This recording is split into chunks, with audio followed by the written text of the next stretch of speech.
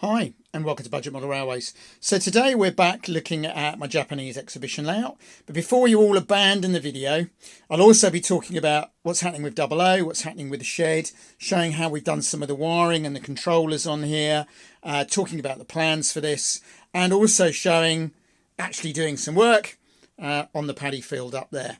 So quite a lot in the video, so worth staying with us. So I sat the other day, I'll show you the wiring for the controller in a minute. There we go. And it helps if you remember where the points are. So I ran my Kato locos and the large wagons up and down Kato track, and no great surprise if I say it all worked really reliably, which of course is the point of it. So the idea of the layout is that people can have a go at shunting, so obviously it does help if it's reliable. And I basically ran using all the roads. Now the points when I do it will be motorised, but it just shows you how nicely that all runs, and in fact we can get that down to quite a nice slow speed as well. And I have got a new Japanese large diesel as well, other than this one, to go with the layout. So some of the other additions, treated myself to this. I did get it second hand. So this is Atomic's farmhouse, and this is going to go in the corner there, surrounded by the paddy fields, which is what the brown paint is.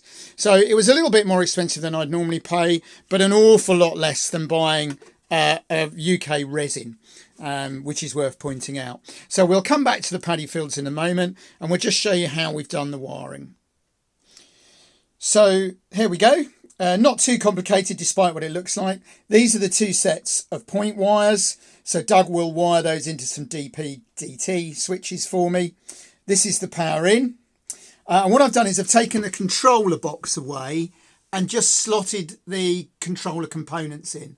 Now the power cable obviously comes off the track nice and easy into the controller. I did have to rewire it to make sure that that goes right and left.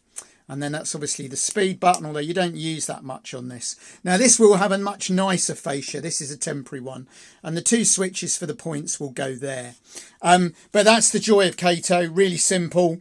Doug knows how to wire it up, and we will do a video on it, probably at Christmas when he's home from uni, when he's going to wire all this up for me. So that's the wiring, and then that also shows you the construction, simple battening, and two IKEA floating shelves.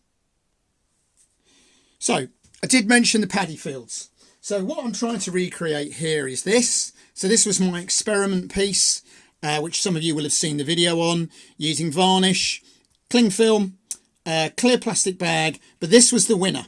And this was one of those serendipitous things. I was looking for my clear yacht varnish and couldn't find it. But I did find this, a gunky old tin, which would have come from Poundland, I think, antique pine varnish. And of course it's brown, so it adds to the colour on the layout. Now the farm is going to go in here, and all I'm simply going to do is brush this on. And when this dries, of course, this gives me the water effect, because the rice crops are grown in water, and the stage I want to replicate is when they're relatively new, and they've got some water between them. There is a very lush version where it's just green, but I really wanted to do something that's going to look distinctly Japanese, and it's going to be right at the front of the layout. So it'll kind of set the tone before we go anywhere. Now we're actually doing this in what's called Doug's cabin. It's actually older than Doug. We bought it about 30 years ago. It's been moved several times. Very nearly killed me on one of the moves because the roof fell in while I was in it. But we have managed to get it set up. And in the summer, me and Doug got it quite extensively insulated. Floor, ceiling and walls. So it's quite a bit warmer than the shed. This stuff smells. So I can't do it in the conservatory where my study is and where I normally do my building, because it smells. So the idea is to do it down here. Out the way, don't need to come in here for the sort of next few days, and then it can dry in here quite happily. Now the paint I didn't bring down with me actually, but it was a De La Rowney tube of acrylic brown, dark brown paint, much cheaper than using model paints. I could have used an emulsion tester pot, but I happen to have a tube of it lying around. So none of this is going to be very expensive. Yes, I am paying a bit more for some of the buildings. That's almost unavoidable.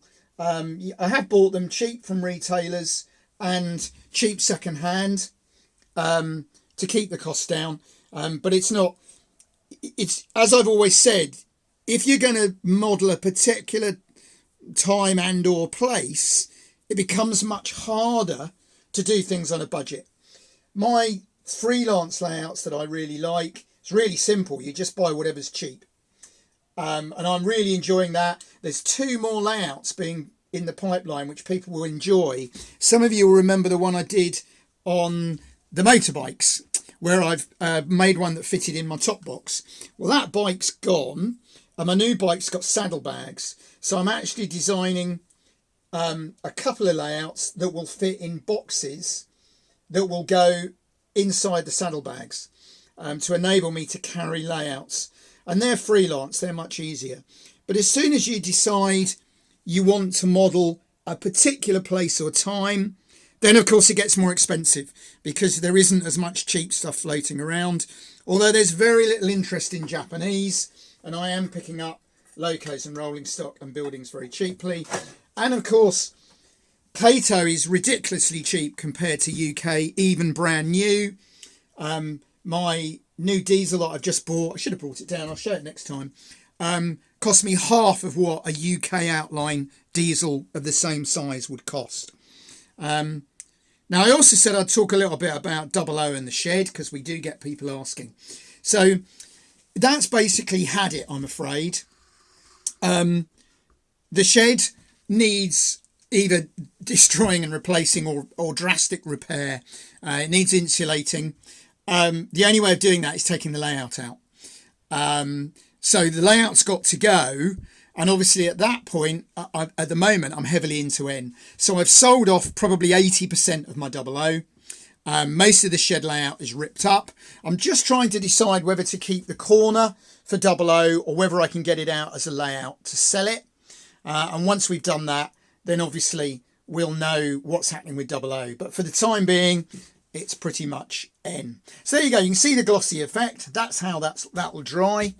I then do rows of static grass to look like the crops, and we'll have a whacking great paddy field down the front. I've got some rather nice Japanese buildings, some of which I got very cheaply, actually second hand, to do a little bit of a town here, running down to the big Kato goods shed. And I've got a kind of city back scene. So this will be paddy fields in the country on the outskirts of a city. And then exhibition layout. It's big for an N-gauge Inglenook. It's 1.6 metres long. And the idea is people can have a go, because you can set the speed on this. You've only got to do that backwards and forwards and uncouple. So that's due for something next year, May the 10th. Put it in your diaries. May the 10th, something show. Might be the only opportunity to see budget model railways in 2025. I have had an invite, a tentative invite, to both the Pevensey and the South Downs shows. If the organisers of those want to get hold of me, then I can confirm. I would like to do some more exhibiting of various things, but equally I don't want to tie myself down. Having just been committed to the Army Cadets for 24 years, it is quite nice to think, what can I do next week? And not, oh, I can't do that next week because I've got a commitment.